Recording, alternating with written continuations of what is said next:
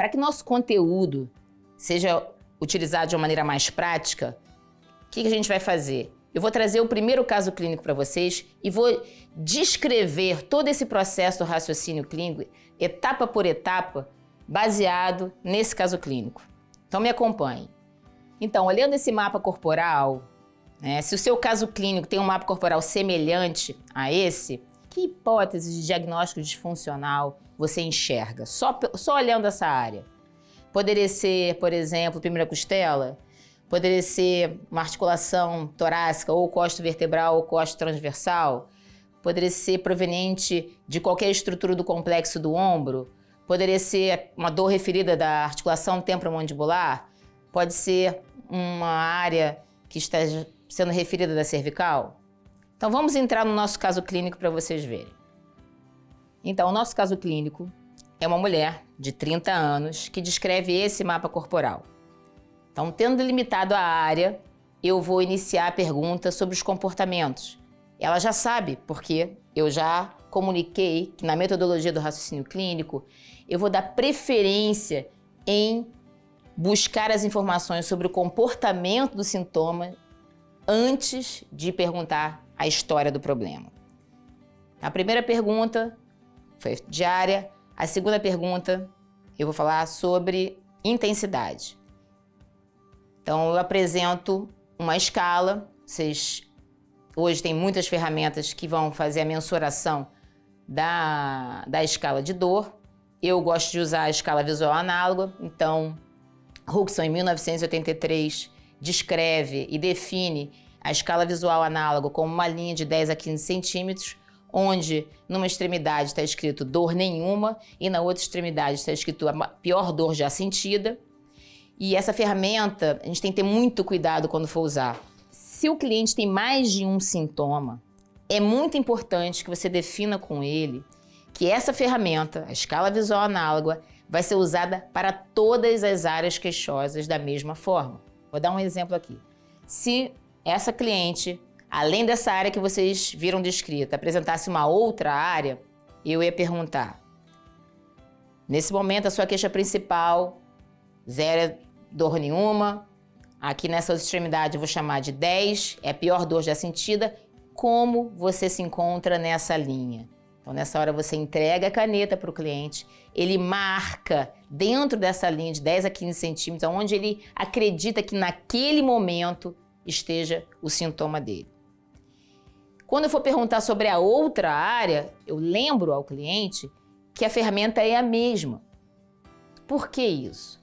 Porque eu posso ter, no momento, uma dor próxima à pior dor sentida na região da escápula e posso ter uma dor 5 nessa escala e, no momento, esse cliente, apesar dela estar numa menor intensidade, é aquela dor que está deixando ele com mais incapacidade. Então, no julgamento, apesar de estar menos intensa, é ela que ele quer que você resolva, que é aquela dor, apesar de menor intensidade, que está deixando ele com mais incapacidade. Lembrem, independente de qual é a queixa, o nosso papel como fisioterapeuta é retomar, devolver, potencializar a função que ele está julgando ter perdido ou não está fazendo com a qualidade necessária.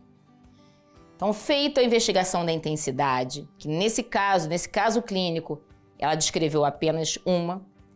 Então, feito a área, a intensidade, é importante lembrar para o cliente se essa área descrita à direita também é sentida à esquerda, que no nosso caso clínico não foi. Então, veja com o cliente e faça um tique que vocês estão vendo na imagem de que as áreas que ela referiu como não tendo queixa, realmente não tem queixa. Por que isso? Isso é uma forma de proteger o seu trabalho. Vou dar um exemplo aqui. Eu tratei uma cliente com dor lombar e no exercício domiciliar que eu escolhi para ela, com o primeiro atendimento, um exercício era a posição de 4 apoios e o movimento era sentar no calcanhar. Por que eu passei esse exercício? Porque previamente no mapa corporal ela descreveu que não tinha queixa, nem no momento, nem usualmente, em nenhuma outra área, inclusive no joelho. Pois bem, essa cliente chega no consultório para o segundo atendimento e fala: nossa, a minha lombar melhorou, mas a dor que eu tinha no joelho piorou muito. Aí eu olho sério para o mapa corporal e falo: mas que dor que você tinha no joelho? E viro o mapa corporal e mostro. Lembra? Na investigação, nós verificamos, e você verificou aqui comigo, que não existia nenhuma outra área. Então, talvez realmente o exercício solicitado para você, domiciliar, ele foi baseado nessas informações. Então, veja como é importante você, além de colher a informação sobre a área queixosa, também descartar com ele a implicância de outras áreas para que lá na frente, na escolha do tratamento, você não exacerbe nenhum outro sintoma, mesmo sintomas que não estejam presentes no momento. Então, perguntamos sobre a área, a intensidade. Agora, a próxima pergunta é sobre frequência. Para o cliente é muito interessante. Para ele, sempre a dor ela é constante. Eu pergunto: sua dor, ela é constante ou intermitente? Ele fala sempre. Na maior parte, constante. Aí eu falo: então você acorda e dorme com esse sintoma? Então, a ideia de você sempre reafirmar a resposta dele é muito importante. Lembra lá, num dos erros do raciocínio clínico, é você não esclarecer as informações colhidas. Então, eu preciso esclarecer. Será que é constante mesmo? Então, se o cliente responde: não, eu não tenho ela assim que eu acordo, eu falo: ai, que ótimo, então o seu sintoma é intermitente, e eu já faço um enfoque positivo. Isso é um ponto para um melhor prognóstico. Então, no caso do nosso cliente, a frequência era intermitente. Então, a gente precisa saber agora por que esse sintoma aparece e quando ele aparece, em que situação. Existe alguma influência mecânica para ele aparecer ou não tem nada mecânico? Então, numa abordagem biopsicossocial, nós precisamos saber qual a possível porcentagem de contribuição de cada um desses itens no sintoma do cliente. É claro que, como fisioterapeuta, restauradora mecânica e educadora, eu quero saber o quanto de exercícios, de mudança no comportamento do tecido vai resultar num bom prognóstico. Ou, se não, eu vou precisar usar outro tipo de estratégia para ajudar ele a recuperar a função. Então, feito isso, eu pergunto, nesse caso clínico, que atividades agravam o sintoma? Que atividades pioram ou fazem aparecer aquela área? Então, ela me descreveu 3 ações que ela identificou como agravantes do sintoma. A primeira delas, ela faz todos os dias, é a colocação da lente de contato. Então, ela foi bem clara em dizer que a tentativa de colocar a lente do lado esquerdo fazia o sintoma aparecer. Percebam que isso é um movimento funcional do dia a dia. Não necessariamente tem a ver com as avaliações clássicas ortopédicas, né, de movimentos cardinais. Isso aqui é um movimento combinado, funcional. E eu já sei que lá na frente, no exame objetivo, eu vou ter que observar como ela faz isso. Segundo item tem a ver com trabalho. Ela não consegue ficar mais que 40 minutos sentados no computador. E as perguntas que eu começo a formular na minha cabeça são: será que é por conta da posição que ela fica? Será que qual a influência dos fatores extrínsecos, né, equipamento, altura, podem estar influenciando esse tempo dela? Ou será que ela gosta do trabalho dela? Então, são muitas perguntas que eu vou ter que responder ao longo desse processo.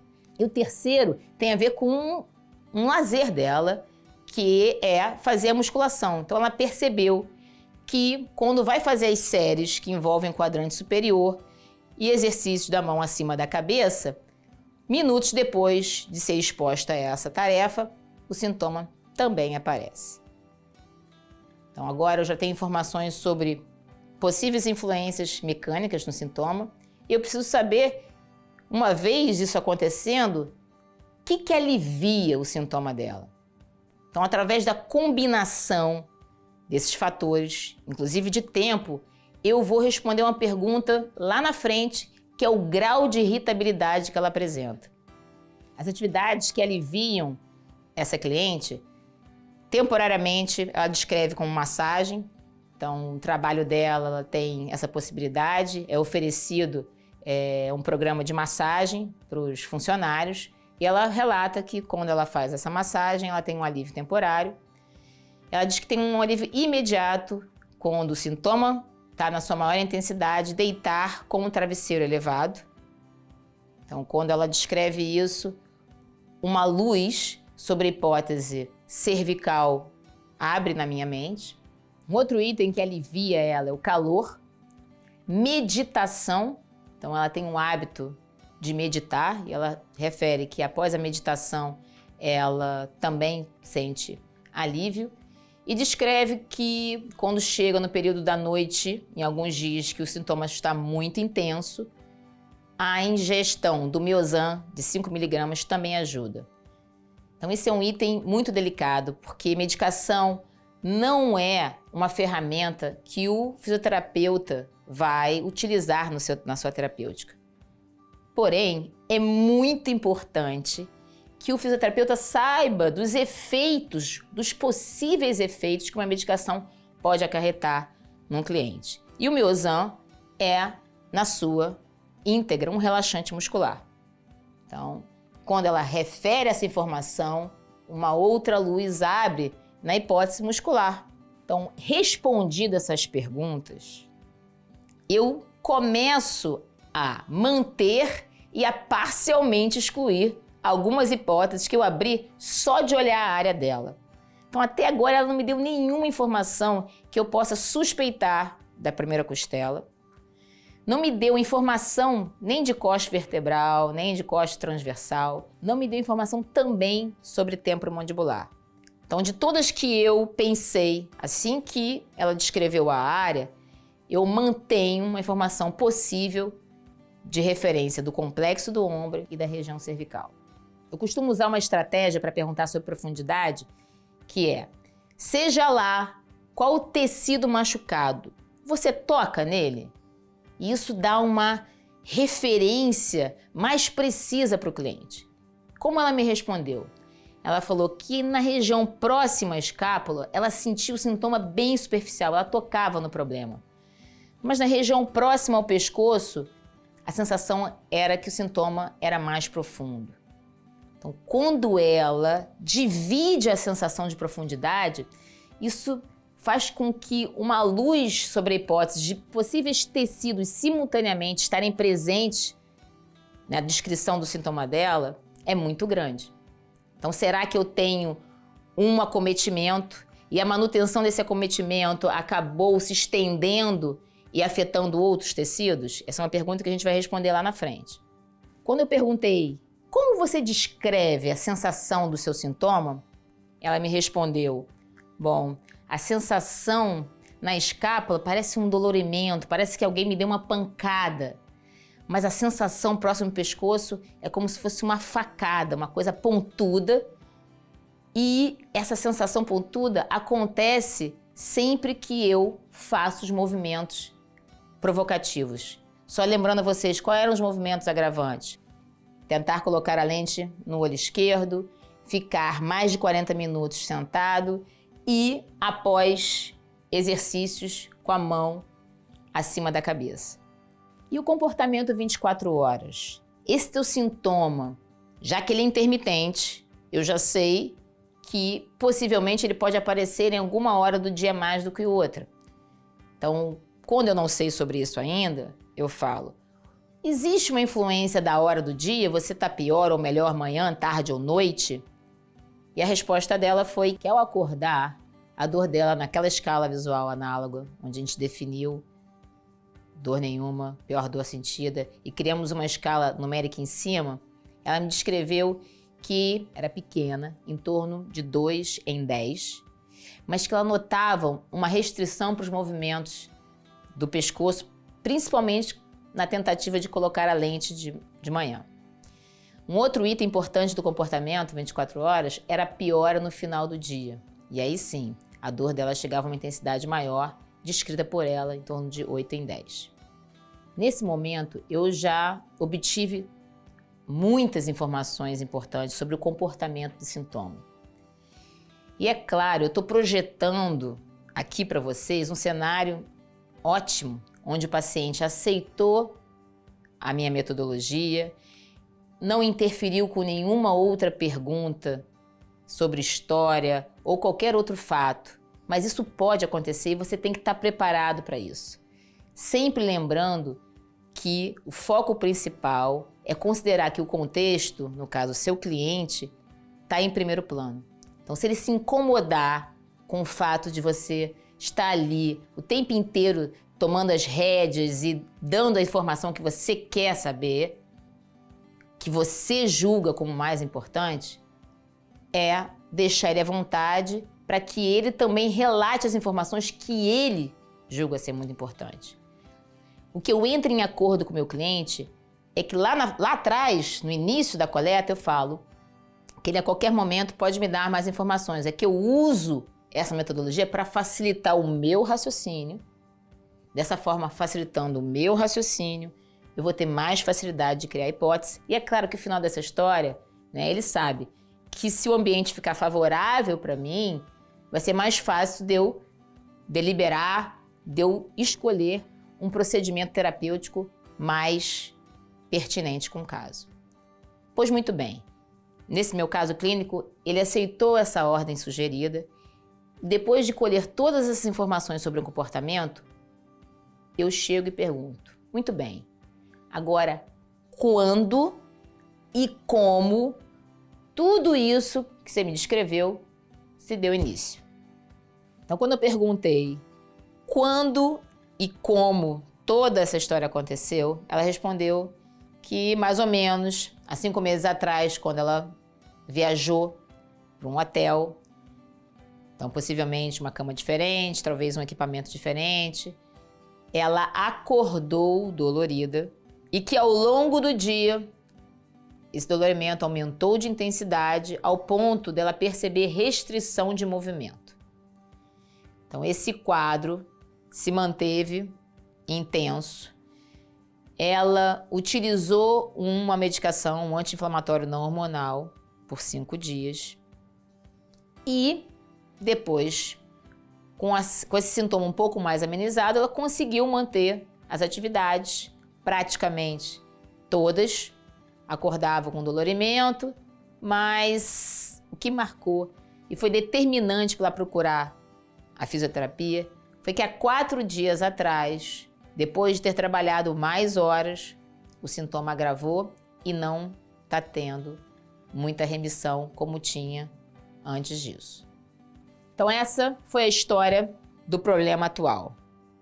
Será que essa pessoa de 30 anos tem uma história pregressa que possa ter servido como um fator predisponente para esse quadro atual? Então é muito importante que na coleta de história você inclua a história pregressa. Nesse caso, ela relata ter crises episódicas de cefaleia, mais à direita do que à esquerda, sempre unilateral, e que deu início, pela lembrança dela, mais ou menos 18 anos, quando estava estudando para o vestibular. Um outro dado pregresso, músculo esquelético, foi uma fratura do quinto meta aos 21 anos, durante um mecanismo de entorse de tornozelo, que foi tratado com tratamento conservador e, segundo ela se recuperou. Então, o que é importante? Esses dados precisam ser verificados no exame objetivo. Em relação à cefaleia, nós temos mais de 167 tipos de cefaleias descritas, classificadas em primárias e secundárias. Então, nós precisamos saber se essas crises episódicas de cefaleia podem ser melhoradas pela fisioterapia. Então, existem muito poucos tipos de cefaleia onde o fisioterapeuta é o agente principal da recuperação. E uma delas é a cefaleia cervicogênica, que foi incluída na classificação pela Associação Internacional de Dor de Cabeça apenas em 2013. Pensando em cefaleia, logo me remete a uma área muito específica da cervical que até então eu não tinha colocado na minha hipótese, porque pela área descrita no sintoma, a gente vai pensar no nível de C4 para baixo. Já a cefaleia envolve os níveis de C1, C2 e C3. Então eu preciso saber se uma possível alteração da biomecânica, porque a cefaleia é pregressa a esse sintoma que ela está me trazendo, possa ter sido um fator predisponente para ela desenvolver o sintoma atual. Em relação à fratura do metatarso, do quinto meta, eu, apesar dela ter acordado com o sintoma, ou seja, não me remete que uma caminhada ou um esporte diferente possa ter facilitado o sintoma, eu vou precisar testar se a mecânica dela, do tornozelo, foi realmente restaurada após a fratura. Então, após escolher as informações da história atual e pregressa que envolve o possível sistema neuromusculoesquelético, é importante você perguntar sobre a saúde geral. No caso, ela relata estar sedentária desde o episódio, ela nega tabagismo, bebe socialmente e tem tendências a colesterol alto. Então, uma tendência a colesterol alto e sedentarismo são ingredientes que não são muito bons de serem combinados. Então, assim que você puder encaminhá-la para uma atividade, eu vou estar pensando o tempo inteiro, inclusive ao final do primeiro atendimento, após o exame objetivo, saber se eu já posso encaminhá-la para alguma atividade, a gente, no caso, como educador, precisa fazer. Então, feita a pergunta da história da saúde geral, eu pergunto sobre a história familiar. E eu vou contar uma história muito engraçada para vocês que vocês não caiam no mesmo erro. Eu, alguns anos atrás, atendendo uma cliente de 84 anos, quando chegou na hora da pergunta da história familiar, eu perguntei, seus pais faleceram de quê? E ela me respondeu, o meu pai é falecido, mas a minha mãe é viva. Então, depois que eu passei por essa situação, eu sempre, independente da idade do cliente, pode ter 30, 15, 90, eu vou sempre perguntar, seus pais são vivos, gozam de boa saúde? E no caso da nossa cliente, eles são vivos, gozam de boa saúde, são ativos, porém hipertensos, controlados com medicação. Então, após escolher a informação de hipertensão do pai e da mãe e uma possível hereditariedade, ela está no momento, mesmo que pouco, sedentária, tendência a colesterol alto. Então, essas são informações suficientes para que você indique essa paciente a pesquisar qual a condição clínica no momento, para que você possa encaminhá-la para atividades com uma segurança maior. Então, ela me descreve na história social dela que ela é uma arquiteta autônoma, que ela é solteira e não tem filhos e que tem um hobby de leitura. Então, são informações que parecem soltas, aleatórias, mas que talvez façam muita diferença no prognóstico dela. Então, o fato dela ser autônoma significa que a renda dela, será que é só no momento que ela tem trabalho ou que não tem trabalho?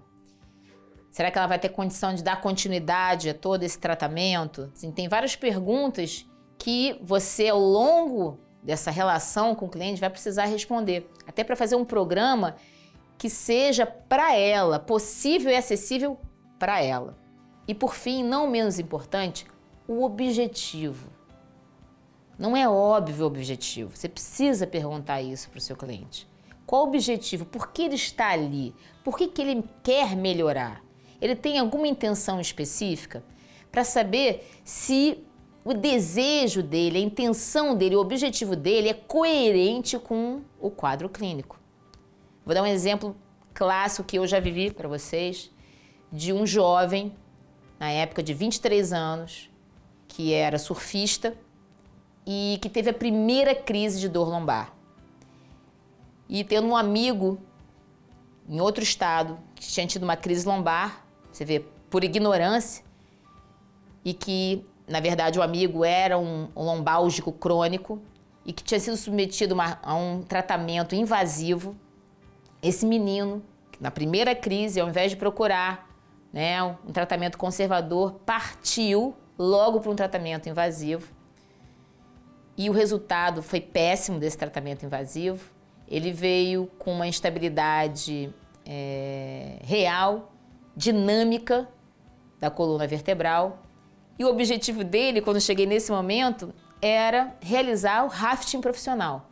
Então, nesse momento, como fisioterapeuta e profissional da saúde, eu comuniquei a ele que esse objetivo parecia muito incoerente com o quadro até o momento, com a coleta de informações até o momento, mas que eu ainda não havia feito o exame objetivo.